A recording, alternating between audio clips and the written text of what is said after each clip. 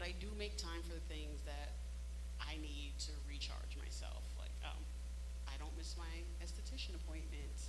I'm a big reader, so I will close my door and dive into a book, take a walk, or anything like my me time. I'm really heavy on my me time now that he's a little older and I don't have to hover over him, just to recharge. Like on a Friday, it's like the week was rough. I'm gonna read 3 chapters. Leave me alone. I don't. I mean, honestly speaking, my wife could tell you like 8 hours for me at work is hard. So if I come home and I sit on the couch, I can be out, and she'll laugh and say I'm old. I Okay. mean, So like you have to sleep pretty to much. replenish yourself. That's it. Okay, Caprice. Um, I'm still trying to figure it out, but I know I do sometimes when I pull up to the house, sit in the car for a good 8 to 10 minutes before I get out, and just sit there, and then I get out and start my day, I guess. It's a form of having me time. For me, I would say recharging is uh, working out, going to the gym with my wife and my son. We do boxing and we try to do stuff like that together. Go for walks. Um, we try to meditate. On Sundays, we usually that's our spiritual time. Um, like we'll listen to pastor, we'll listen to church, and then we'll kind of like have deep conversations so that we can like grow and just release and talk about our kids and how they get on our nerves and yeah, just spend quality time with each other. We work a lot, so I think whenever we can like spend that time together and recharge, we try to do that. For me, I just learned to recharge thanks to Lewis, my husband, because I'm just that person that's always on the go, go, go, go, go, go, doing something. Life is exhausting. Yes, it is. Our life is exhausting. Good exhausting, though. We both work full time. Um, we are investors, so our properties keep us busy, things like that. Our children keep us busy too, even the adult ones, because you worry about every age group. And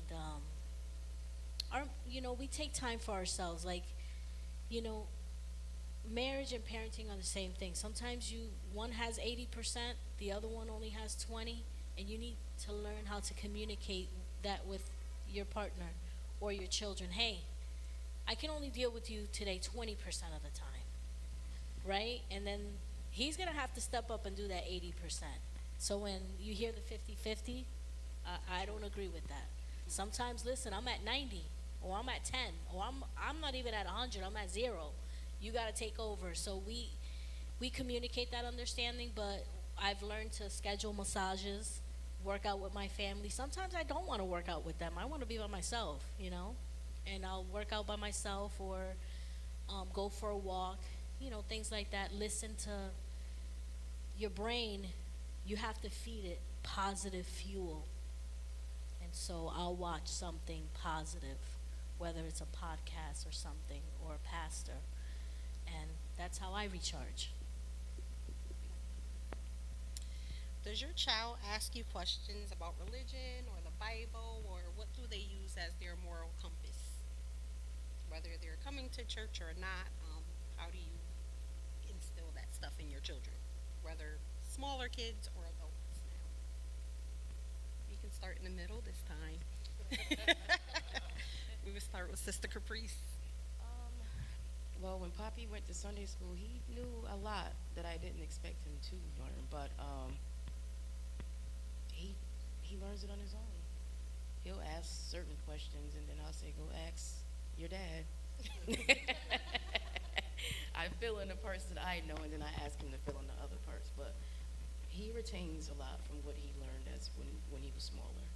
So that's good. Brother Darius? Yeah, not so much now, but he definitely like if there's something that comes up, I'll sit him down and I'll talk to him about it. And then like he prays. He says the now lay me down to sleep prayer.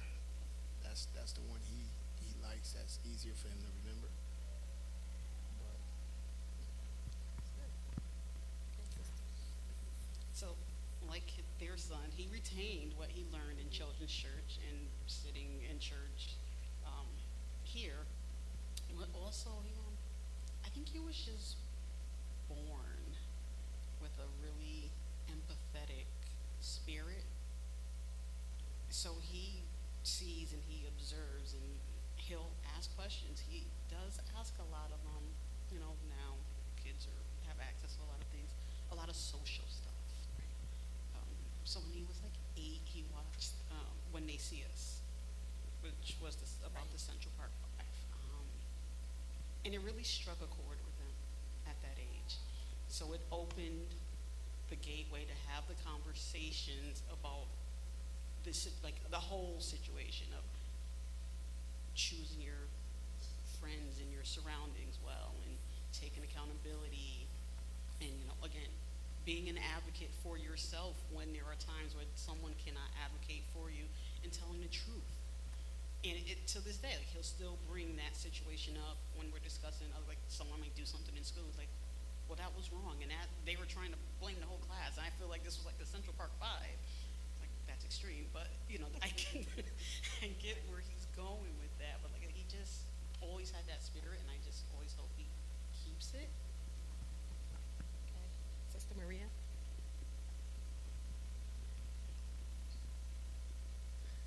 So for me, teaching them was really easy. The reason being is because I've always had this love for the Lord. Anyone who knows me knows that I love God, and it started from when I started reading to them when they were babies. I bought the little, those little books, the religion books, and the little stories, and I started from there. And as they became older, I wasn't actively into a church. I was in a church when I was younger, but I went from church to church to church to church that I wanted to do it different with my children. And I would have Sunday school Bible teaching at the table once a week, and we would read the books and the stories, and that's how we did it. And then as they got older, I finally became a member in a church, and my youngest son was intrigued, and he used to write poetry for the church, and he loved it. But when they got older, they had questions. You go to school, you hear what other children say, and they come home and they say it, and so you would have a conversation with them, and you have to explain to them the different type of religions. And I said, guys, don't even worry about that. All you have to worry about is if you believe in God and you trust in God and you just pray and talk to Him, that's all you have to do. You don't have to identify as anything. You don't have to pick a religion. Because when you become older, you might not want to practice what I'm practicing.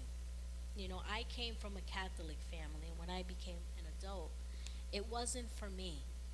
And the more you do research on certain things, you might just change. You might change your mind on things. You start seeing things and understanding things and really getting in depth with stuff. But I've always kept the word and the topic of the Lord in my home.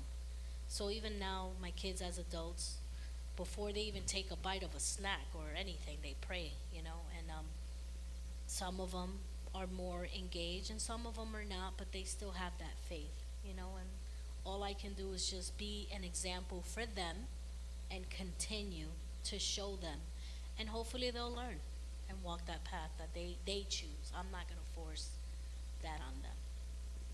Would you like to add, Brother Lewis? I'll go real quick. My kids don't ask. I have to ask them. Plain and simple. And and just try to instill things in them. I think this generation is a little different, and yeah, you got to pull things out of them. They don't. It seems like they don't like to ask. A lot of them are antisocial, especially with the social media and the internet stuff. They want to go out there, so you gotta kind of pull it out of them and ask them sometimes. I would agree with everyone as well. Having a teenager, um, I think most of what was put in him was young also.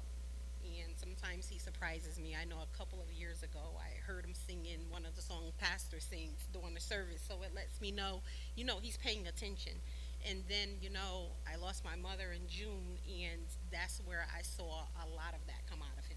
Him telling me it's going to be okay, she's not in pain, she's in heaven, and those kind of things. So, I mean, it's true when they say, train up a child the way that they should go, and they won't depart from it. So, we have to just remember that we're going to feed that into our kids and hope that it comes out later in life. So, I agree with with what everyone said. Okay, this one is a quick question. What 3 words best describes your family? We'll start with you.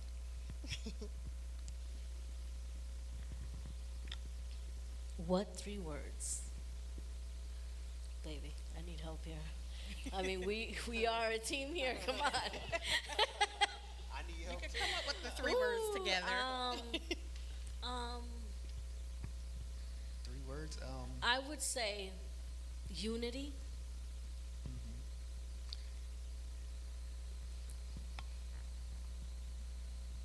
compassion, and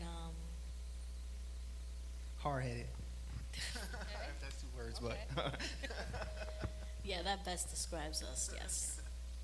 And you guys can answer the question together if you like. Love, drama, Smothering. I guess that would be for Caprice. Okay, and Shayne? Interesting. Let's see. Resourceful. And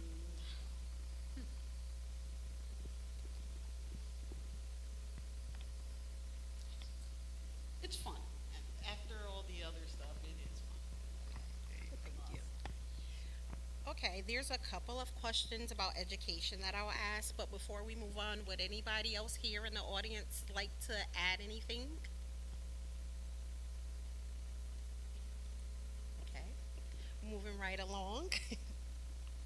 What are your fears or concerns about your child this school year? And let's start at that end. My concerns for this school year is he'll be graduating middle school. So we're moving on to high school. And my biggest concern is him trying to follow his friend circle instead of pursuing his own interests or the interests that best serve him, like educationally. Because I do allow him input in some things, but I'm the ultimate decision maker, and I know what's good for him. He doesn't quite know that yet, but I know how it is because I was that kid. Like if someone went against what I wanted to do, then I rebelled. So I don't want us to have the issue where he rebels because I have picked a high school that better serves him, and that's not where he wants to be. My biggest fear was, because he's quiet and he's friendly, but it was just him like opening up and just getting to like befriend other people. He has his core friends, and then just as far as school work, he's good at that. It was just more so him interacting and not being influenced by other people. Oh well, other kids, should I say.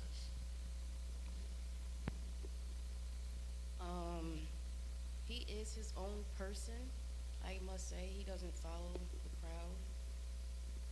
My fear was him going to the school bus, him wanting to be independent, and I don't think that I'm ready for that part yet. I mean, I see now that he's able, because it's dark outside. And he is on a bus, right, Sister Right. Caprice? He Okay. is on the school bus, but he has to be outside at night by himself. I mean, and early in the morning by himself, and it's a lot of things that happens outside. So that was my fear, but I track him, so. Okay. Overcoming your fears. Okay, we'll move on to Brother Lewis. So we only have one in school right now, and he's a sophomore in high school. So like Brother Darius said, he's quiet. So my biggest concern is just I want him to do some stuff, man. These kids, it's hard. It's a struggle trying to kick them off that computer. All he want to do is work them fingers playing these video games. So my biggest concern is I just want him to step out there and start making sure he's trying new things. That's what my big thing been with him. Try some new things, because you never know. So I think that's my only concern. Again, exactly what he said. We have, I call him my bonus son. I never put step in front of the word son. His bonus mom, and he's my bonus son. And I have to agree with my husband. Just getting him out. He loves electronics. So all my biological children are all grown. My youngest is 22, and my bonus son is 15. So my husband said exactly what I would say. Good answer, husband. Have you talked to your child about drugs, alcohol, and all of the negative influences out here? Because we know if we don't teach them, the streets and social media will. So what have you said to your children or your child about these things that could impact them in the long run? I'm very honest with him about like if he veers out into drugs, alcohol, substance, or even just engaging in illegal activities, what the consequences are from that, from a health perspective, from a social perspective, and from a family perspective, because again, I provide you everything you need. If that's the route you go, then that's your route, and you're gonna navigate that by yourself. Now with everything, the kids, the fentanyl and this and that, we have this very strict rule. You don't accept anything from anyone, even if it's your friends. If you didn't come with it, if they didn't come with you, do not eat it, do not open, do not handle it. The consequences that come if you're caught with drug. There was a student in his school, a sixth grader, who was caught with drugs.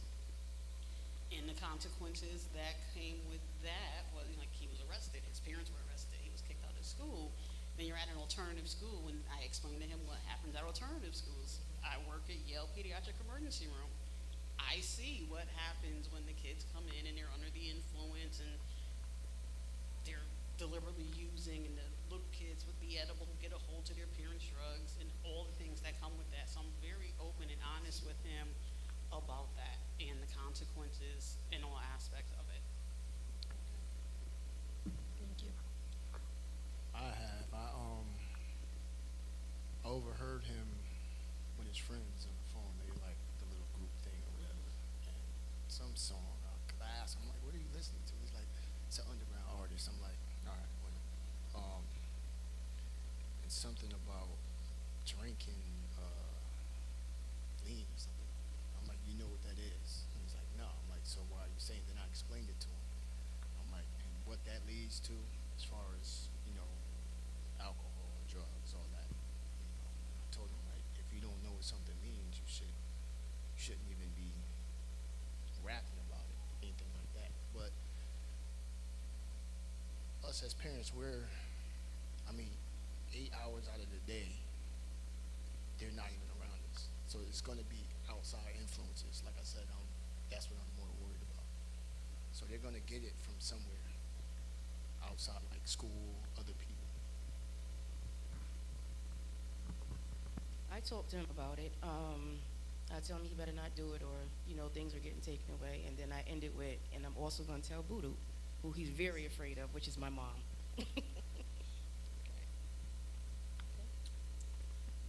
I don't think I've ever had to be honest, have that talk. I think it's known. He knows. And I can tell he knows because when stuff happens at school, he'll come and let me know he's not involved. He'll be like, "Ooh, Daddy, they got caught smoking," or "Ooh, Daddy, we got detectors that can detect the vape at the school." And I'm like, "Yeah, you know." He like, "Dad, I know." So I've been fortunate enough to not have to have that conversation. Plus, his sister is a state trooper, so he knows the police live with us, so he ain't gonna try nothing crazy.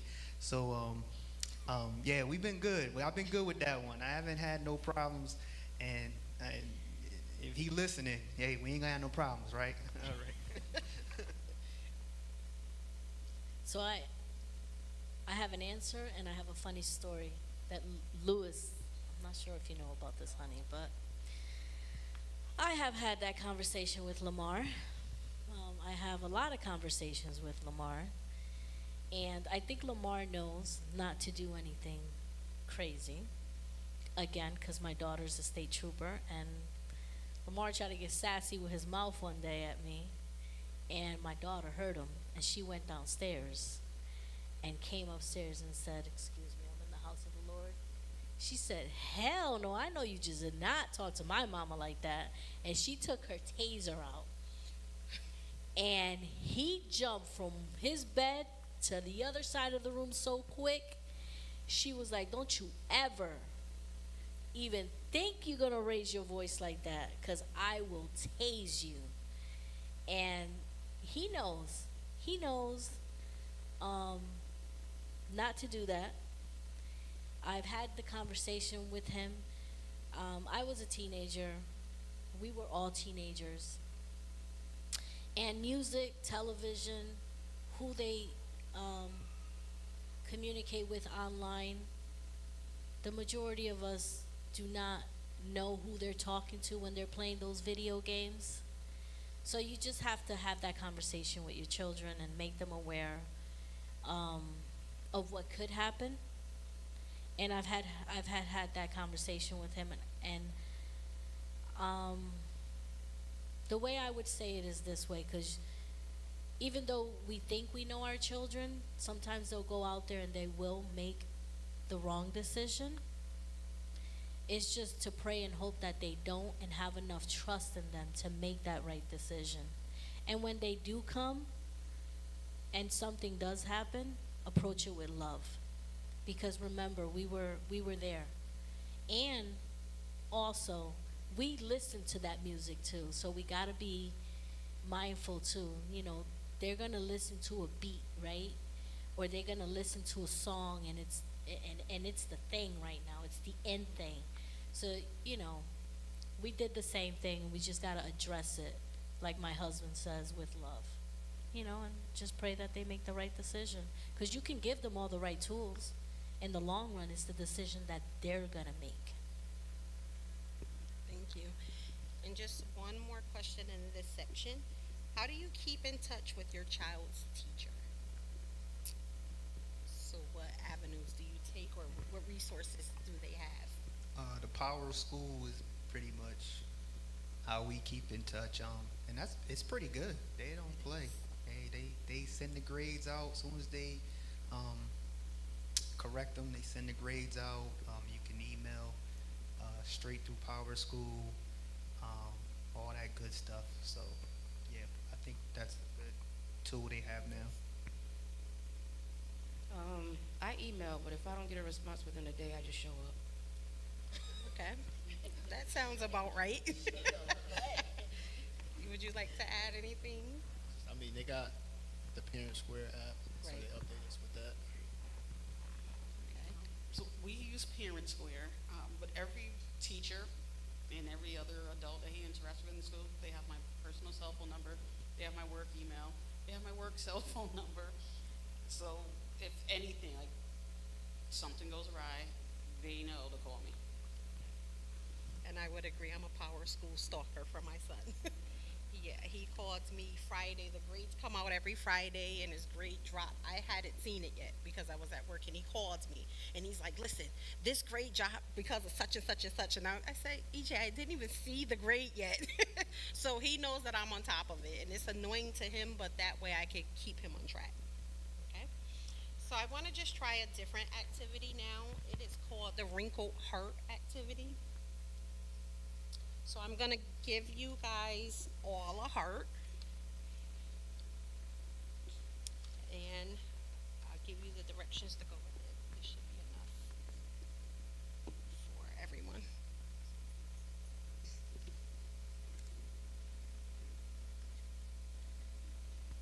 Yes, you all need one. Are there enough? If not, I have more.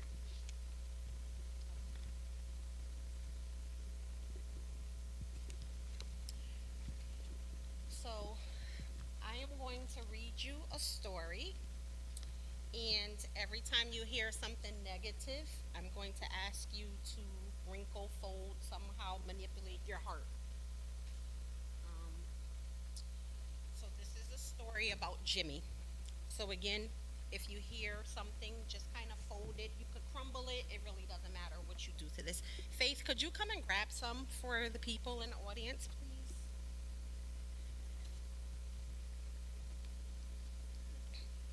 That way you guys can do it as well. Thank you.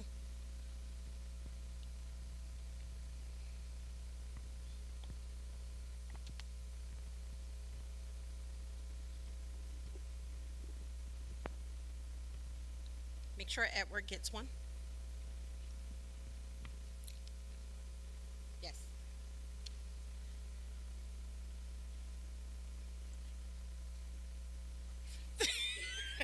What was that? Thank you, Vanna.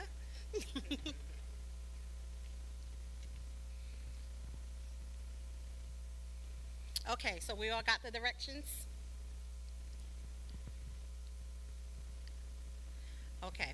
On Tuesday morning, when the alarm clock rang, Jimmy did not get out of bed. 10 minutes later, his mother opened the door to his room. Come on, she said. You'll be late for school again. You're a lazy kid. But, Mama, I'm sick, Jimmy said. Why do you always act like an infant? Jimmy's mother said. You're always sick on PE day. Just get up and get ready. Your brother's already dressed. Jimmy quickly put on his clothes and went to the kitchen to get something to eat. His older brother Lucas had just finished in the kitchen. I'm leaving, Mama, Lucas said. You wait for Jimmy, their mother said. That loser is always late, Lucas said.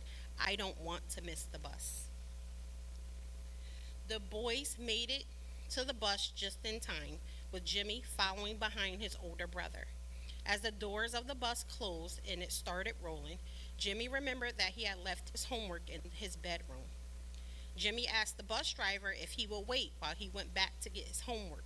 What are you, kid, a moron? This isn't a taxi. Anyway, that's what you get for being late. When Jimmy got to school, he told his teacher that he had left his homework at home. She said, that's the 4th time this month, Jimmy. Have you really been doing your work? I'm beginning to think that you're lying. I'm afraid I'm going to have to talk to your parents about this. Jimmy liked to play sports, but he did not like PE class, where he was the smallest of all boys. That day in PE, they were supposed to play basketball. The teachers asked the kids to divide themselves into 2 teams, the Lions and the Tigers. Within a few minutes, there were 10 boys in each team, with only Jimmy left. The captain of the Lions team said, we don't want him. He's no good. He should just sit on the sidelines. He's no tiger. He's more like a scaredy cat, said the captain of the Tigers. And the other boys laughed. Finally, the teacher assigned Jimmy to the Lions team, but he sat on the bench for the whole time because the captain never put him in the game. That day after school, Jimmy's brother Lucas was playing soccer with his friends in the field near their house. Soccer was his favorite sport, so Jimmy asked Lucas if he could play too. No way, Lucas said. You'd ruin the game. Their mother heard this and said, You should let your brother play with you, Lucas. But Mama, he's too slow, Lucas said, and he's always in the way. Okay. How do you guys think Jimmy is feeling right now? And we'll start down here. Pretty insignificant, isolated, and defeated. And then Stagger's family. I say sad. Like left out.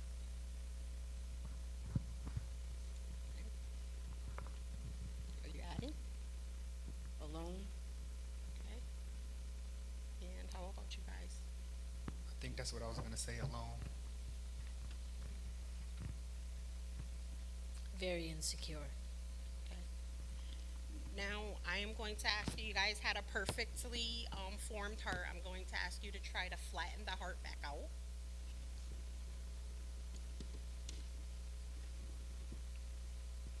And as you can see, even though it's all straightened out, it's crumbled, it could be dirty, it's folded, it's not the same that it was in the morning when he got up for school.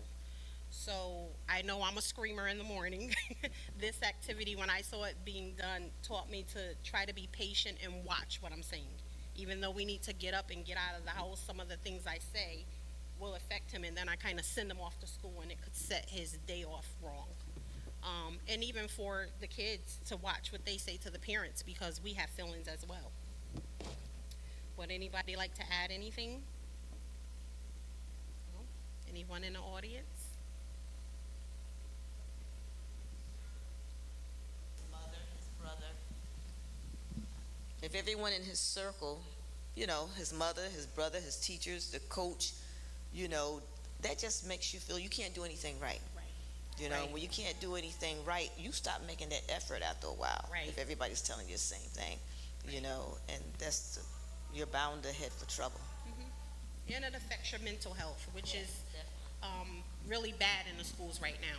I mean, so bad till sometimes you're looking for a therapist or someone to work with you, and everybody's booked. You're on a waiting list.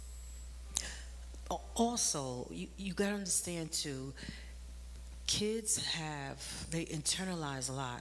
Parents think that they don't, or adults think that they don't, but they actually do. And I think also, if you're feeling like, or starting as a young person, and you're being told that you're worthless, you're nothing, that sticks. And then you go to school, so everybody you come into contact with is telling you that you're nothing, you're worthless, you're nobody. Kids grow up with that. They keep that. We think kids get over stuff, but we also have to look at the suicide rate, things that's going on with our kids. And when you talk about the influence, all that negativity makes it easier for them to attach to somebody else that's negative. As the pastor, I also want to interject here, because one of the things that I definitely wanted us to get to was what I see in my role as pastor and counselor, the silent, not spoken thing that in the public we generally label as trauma. And our kids are experiencing trauma on a number of different levels. Things that are happening in the home, violence in the community, financial issues, the pressure among their peers, and even something as simple as the after effects of COVID, how they are making friends. And then on the other side, a lot of people who don't really understand and is not in touch with that silent enemy, say they got mental disorders, or that they are paranoid, and all of those kinds of things. And kids find themselves in that space. Yeah, and let's face it, they don't know who to talk to, how to even verbalize what they're feeling. I want to know, as a parent who has to deal, what things are you taking notice of, and the things that you're taking notice of, how you are addressing those things? I'll start. For me, I do notice for my son, he talks when he wants to talk, and I have to listen, even if I'm busy or I'm doing something. Because if I try to bring something up, it just doesn't work that way. So as he will come and say, this is the situation I have, or what I saw, this is what happened, and we kind of talk about it. And I always tell him, don't get in trouble behind somebody else. If someone else is doing something and you're with them, you need to walk away. People smoking in the bathroom, get out the bathroom. Those kind of things that I try to talk to him about, but I can see like the mood changes sometimes. He had a problem last year he didn't want to tell me about, and I just kept prying and prying, and eventually I found out. So you have to kind of be in tune with them and what they're doing in their mood swings. And I think it is worse after COVID. They've kind of learned how to be alone. Everyone wants to be on their own system, their Xbox or PlayStation system, because that's how they're making the games, and it's just teaching our kids to be by themselves. And that you don't have to have feelings about things. So it's like, well, I'm good, you're not good, and it's okay that you're not good, but everyone just wants to hold everything in, and I think that's part of the mental health thing. And we can only hold things in for so long before they come out in some kind of way, and sometimes that way is just not okay. Okay, who wants to go next? And say it's knowing and learning your child, and noticing the change in patterns. And like you said, you're not going to get it out of them until they're ready to talk. And I learned that when my stepfather died, and my son chose to go to camp that day. And I'm like, you sure you want to go to camp? So I kind of because I'm that person who is generally void of emotion. And he's not like that. And I explained to him, like, it's okay for you to display emotion. Like, this took me a long time to get here, so it's a lot to fix. But it's okay for you to express your emotion. If you're feeling sad, it's okay to be sad, and we can talk about it. Well, he wanted to go to camp that day, so he went to camp. And I just this is his way of coping. And when he was ready to talk about his feelings about it, he spoke about his feelings about it. Or just like when there's disarray in the friend circle, because friends right now for this age group is very vital. So when it falls apart, it's kind of rough. He'll discuss when he's ready to discuss, like, well, this happened, and this one wants to take a side, and this one doesn't want to take a side. So, well, what is your feelings on it? And he'll say, well, this is what I said. I took acceptance for my role in it, but I helped someone else see that this is what he thinks. He's like Johnny Cochran. Sometimes I'm like, you cannot do that. You speak for Demery and let everybody else speak for themselves, because then again, it's getting in trouble for someone, like you're arguing someone else's case. But it's really just let them know, like, you're okay to express your feelings in a respectful way, and you don't have to correct everyone or do it openly or publicly. But we have a safe space at home. You have a safe space, if you wanted. There are some other adults that he does have good formed relationships with that he can talk to, especially as a male, because I can't be that for him. So he's forged some really great relationships with my younger cousins, which are his older cousins. I don't ask those questions. Like, whatever if it was something, they would come to me, but they hang out, they take him out, they do the boy thing, and that's their safe space.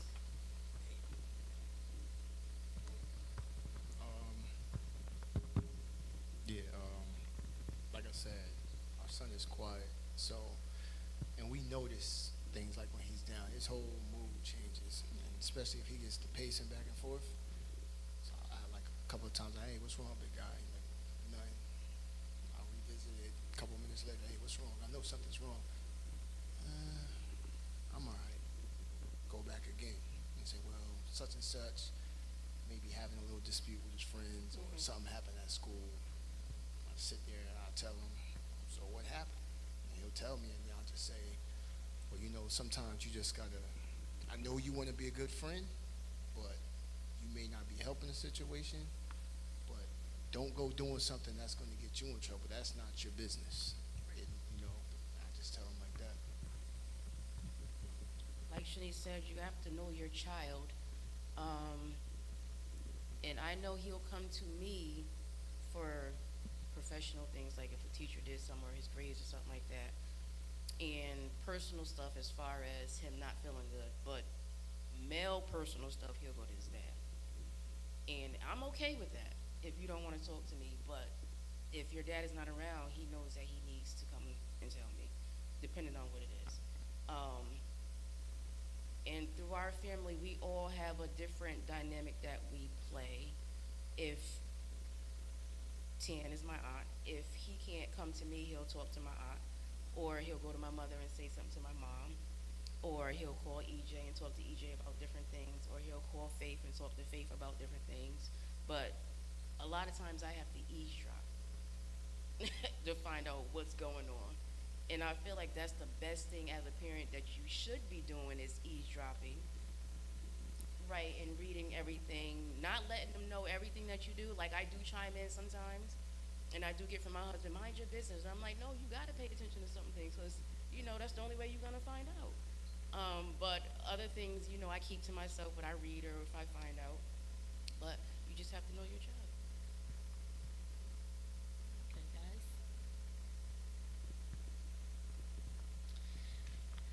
Couple things. Like it was said in the beginning when it started,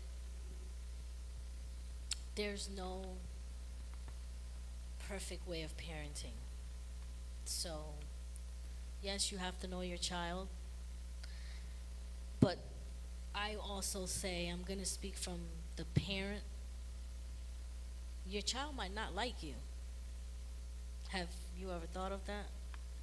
So, you have to have different resources and tell your child the different resources, because when I say your child might not like you, your child didn't pick you to be their parent.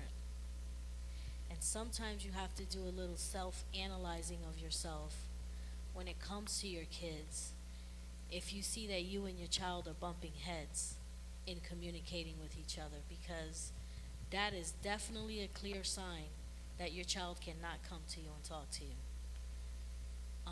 Making them understand that there is a safe space for them. What I did with my children, and I think it worked, I'm not going to say that it did because I don't want to come across, you know, as a cocky, you know-it-all parent. I set up a safe space for everybody, and I had family meetings. And I let them express themselves the way they chose to. Because as they grow up, that's how they have to express themselves, you know. You give them the understanding of, hey, you know, choose the right words and think about what you're going to say first. But I had a wooden spoon. And the person that had that wooden spoon is the only person that can talk. So before you started the meeting, you lay down the ground rules. And if it's something that someone is saying that you don't like, you got to learn how to listen. And I learned that also through my husband. Because my daughter, who's a state cop, he one time said to me, Bae, I get so uncomfortable when you and Kayla are around each other. You know? And I was listening to him. I was listening to what he was saying. And he was like, it's just your approach, the way you approach your daughter. I was harder on my daughter than I was on my sons. And I had to realize that as a mother. Sometimes we're too hard on our kids, and we need to learn to listen. And I had to listen because my husband saw it from the outside in.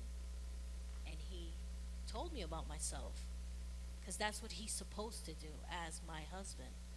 And I listened to my husband. At first, I wasn't happy about what he said, And I took the time, and now he says he's comfortable around us.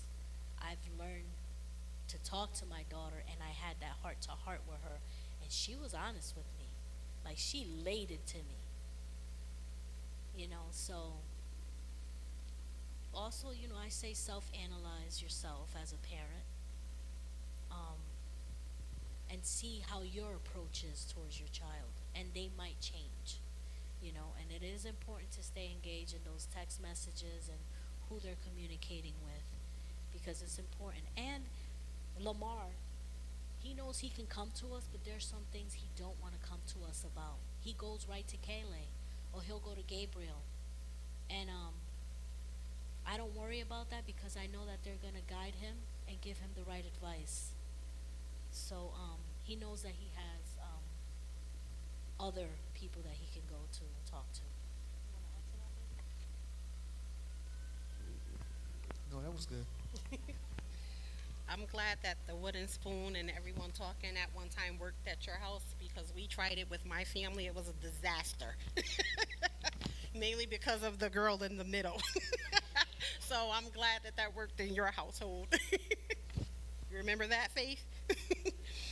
Okay, so the point of the whole wrinkle art activity is, before you speak, think and be smart. It's hard to fix a wrinkled heart.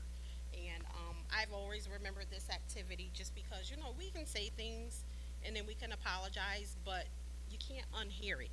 So we just have to watch what we say. And I still scream in the morning, but I just say different things now. It's more like I have to get to work, other than some of the things that I was saying I probably should not have been saying out of frustration. So I kind of just change my words. And eventually maybe I can change my volume. Okay? So just one last thing. There's one scenario that I like you guys to all tell me, what would you do in this situation? And it is, your child comes home from school and says that the teacher wouldn't let her go to the bathroom when she asked. She also said that the teacher will not help the students with the work that was assigned when they raised their hands. How would you handle this? I've actually heard those stories in real life.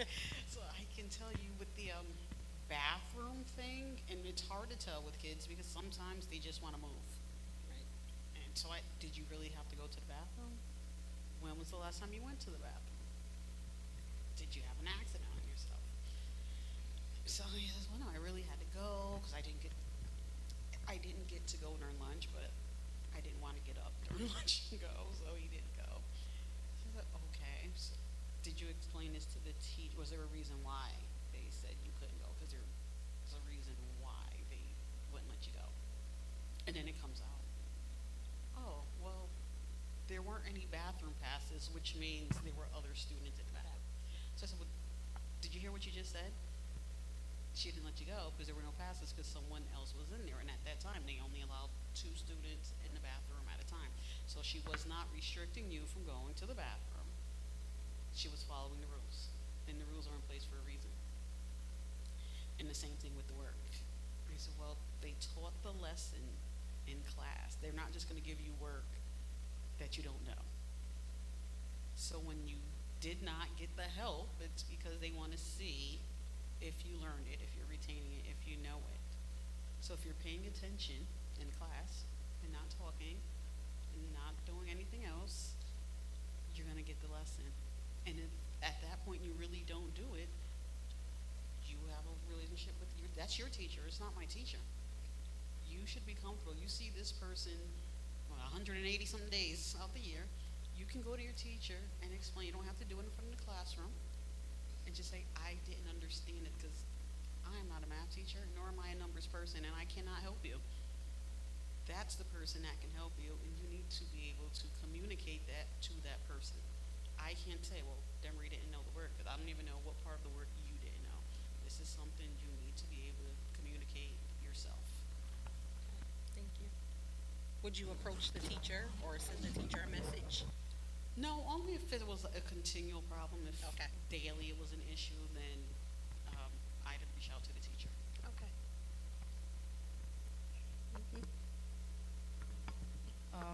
I don't have the bathroom problem because I have to make him use the bathroom. He doesn't like to use the bathroom at the school, so he'll wait until he gets home and rush me out the bathroom. But the school part, I did have a teacher tell him that he wasn't doing the math in his head, and he got upset about that. So I did have to go to the school, and him and I sat down, and I had to ask him, how are She's you? laughing. I'm serious. Like seriously, like how are you gonna tell my son or our son that he's not doing the math in his head when you simply could have just said to him, "Could you show me how you're doing it?" So to him, that was like he was cheating and he was using other things to do his math, and it's not. And he's just like his dad. Him and his dad are numbers person. They're math. Me, reading, language, that type of stuff. But he did take offense to it, and I had to correct the teacher on that. Like, you can't tell him that he's not. Don't ever tell any kid that they're not, because that does something to their self-esteem. And from then on out, I just had to explain to him, just make sure they want to see your work. Just show how you're doing it, and, that'll shut them up for later. Okay.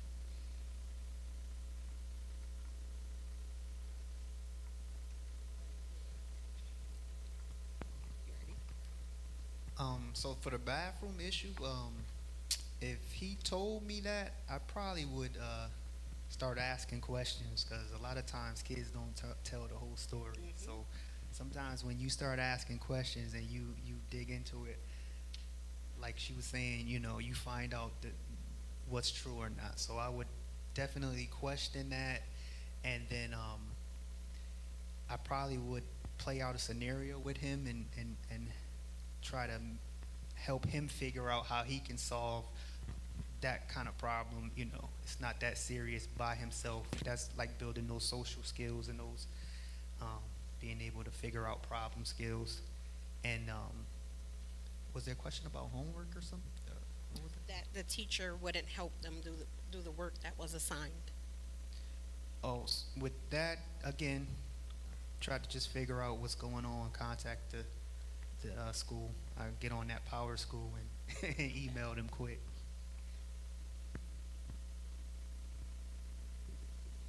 I would have to agree with my husband with what he said.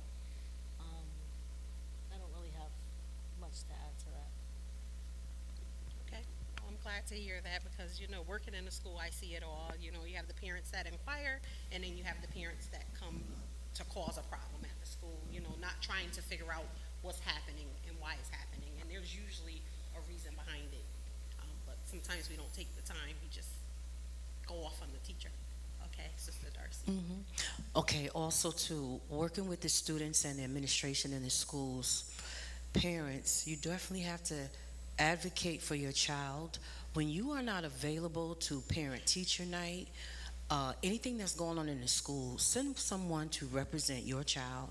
Just don't not go because you're busy, or maybe you're sick, or you're working, or whatever the case may be. Please make arrangements for someone to go in your absence, because the teacher knows what's going on with your kids. Those kids, just like when you parents said earlier, they know your child. They're with your child 5 days a week, 100-something days out the school year. And a lot of times, I'm going to be 200% with you. A lot of the times, the teachers do not put those grades in as they should in a timely manner.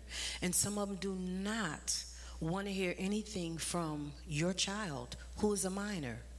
So when you talk about listen to your kids and show up to that school like Capri says. If she emails them, you give them 48 hours to get back to you and they don't, show up at the school. Because if that parent emails you and you don't respond, they act differently and negative towards your child. So you definitely need to be in contact with your child and listen to see what's going on. And as far as that bathroom break issue, sometimes kids need to take a walk. So you have to know your child. If your child has a problem, and parents do not like for their child to be labeled or tested. So you really have to let them know if something's going on with your child medically. Okay? So just don't ignore it and think that your child is just, okay, need to go to the bathroom, or the teacher's just being mean. You need to find out what that is, and don't wait for the last minute to find out what that is. Don't ignore it, because it is there. There's things right there in your face, and parents' face, and they still don't see it. Thank you. Okay, that concludes our parenting session. Thank you all for coming. This has been fun. Thank you, Pastor Mathis, for inviting us all. Thank you.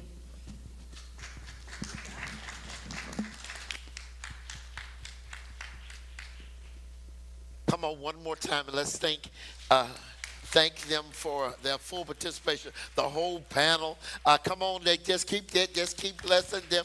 Tan, who has facilitated for us, Louis and Maria Agrippa, Darius and Caprice Staggers, and Shanice Rose. One of the things that I was sitting back and smiling about is those of you who may have been following the preaching and teaching here this month during Family Month is about Spring Forth. And because I know all of their stories, I know all of their struggles, I know all of the things that they've gone through. And one of the reasons when we wanted to do this, I was able to identify them is because of their experiences. I want everybody, those in person, those who are watching on the various platforms, live or delayed, none of us gets this right. It's a test and try error, a way in which we try to raise our children the best way we can. Now, I do think that means that we must stay informed. When I was raised, there were certain kind of things that my mama and my dad and them did. Now, that ain't gonna really work too much for some of the young people today. But some of the foundational pieces of what they did were critical and important, and they still exist. We just have to nuance them so that it meets our young people at their need. Again, as I've been saying in preparation for this isn't just for families who have biological children or those who have come together and have blended families or adopted children. I believe in our community, all of us are responsible in helping to raise our children. And so I think this has been a most informative afternoon and a wonderful experience, and something that I think we ought to just put our hands together one more time for. Now, listen, our time has been well spent. We only have church for an hour and 15 minutes, and so I'm not going to keep you all night. However, though, there are a couple of things I do want you to know. I don't want anybody out there who's struggling with issues of parenting to feel alone. I think we're putting on the screen even now our number. Please contact us here at the church. You can text or call 203-497-8101. 203-497-8101.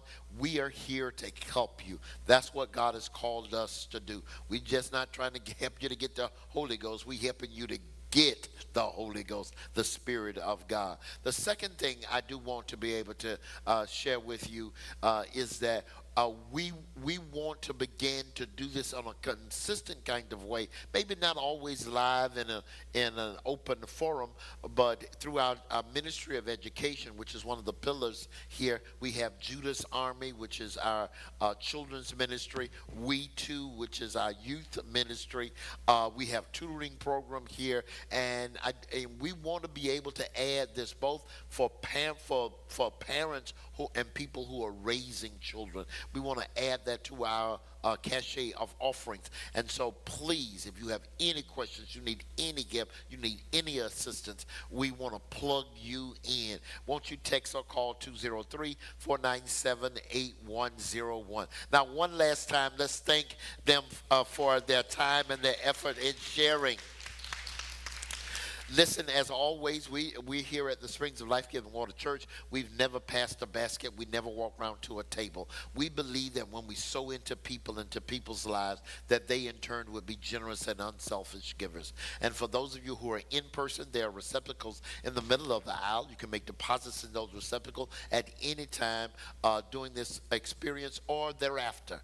For those of you who are watching live or delayed, on the screen, you're going to see a QR code. If you'll take your camera and point it right to that code, we'll take you to our giving screen on the platform Givelify. Or if you prefer to put it in the mail, you can put it in the mail to Springs of Life Giving Water Church, 33 Lamberton Street, New Haven, Connecticut, 06519. Wasn't this a great time tonight? Wouldn't we want to do this again? Great, beautiful, beautiful. Well, our time has been well spent. I am grateful for the deposits that have been made, the active engagement of all of us. Now stream out of this experience with all the grace, mercy, and peace of God our Father and the Lord Jesus Christ. And go knowing you may not always get it right. You gotta get up and keep trying, and know that there are resources, sources that help you, that God has put in your pathway so that you might be ... everything that God intends. Amen. Amen.